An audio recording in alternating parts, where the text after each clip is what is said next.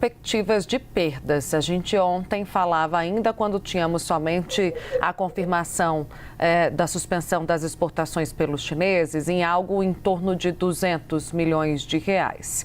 Agora, com novos países aderindo à suspensão das exportações, esse número pode chegar à casa dos bilhões, né? 1,3 bi é o que se tem de cálculo até o momento.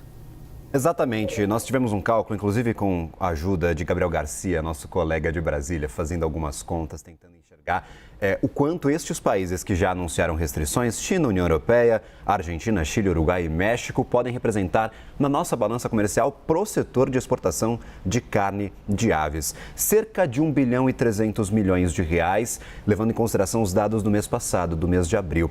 Se a gente transformar isso em dólar, dá ali um pouquinho mais de 200 milhões de dólares em um mercado, Tainá, que por ano movimenta 9 bilhões de dólares. Então a gente está tendo algumas dimensões do quão grande pode ser este problema. Se a gente levar em consideração estes países, no quanto exportamos, em participação do quanto exportamos, dá cerca de 28%. Então não é um problema grande, sim, mas como tem um prazo talvez limitado, pode ser corrigido já nas próximas semanas, a gente pode não sentir tanto o efeito lá na frente. Essa crise da gripe aviária, a primeira vez que isso acontece no Brasil, desde que o vírus começou a circular, desde lá de 2006, o Brasil é referência no seu sistema de controle sanitário. Essa crise ela vem em um bom momento. Por quê? Porque o custo da produção de frangos no Brasil está caindo, porque os produtores estão conseguindo recuperar margens. A gente estava num bom momento para o setor. Então, caso este problema seja corrigido de forma rápida, nós podemos chegar lá no final do ano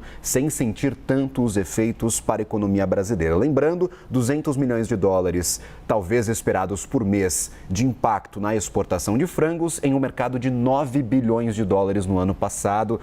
Fica um pouquinho baixo este custo, caso a crise seja solucionada de forma rápida. A gente vai ter que esperar nos próximos dias para descobrir o quão rápido o Ministério conseguiu agir com seu plano de contingência, se a gente conseguiu evitar que essa doença, que é altamente transmissível, se alastrasse para outras produções e caso isso tenha sido efetivamente conquistado, concluído, a gente pode ter uma crise que vai durar poucas semanas. As últimas que nós tivemos, por exemplo, de vaca louca em carne bovina, duraram cerca de 30 dias cada uma para as restrições comerciais. Se isso for solucionado de forma rápida, a gente pode ter um problema mínimo para o setor de exportação de frangos brasileiro. E aí, claro, a gente começa a olhar para as proteções que o Brasil conseguiu montar nestes últimos anos. Os acordos com alguns dos nossos principais parceiros para regionalizar as restrições de exportação de carne.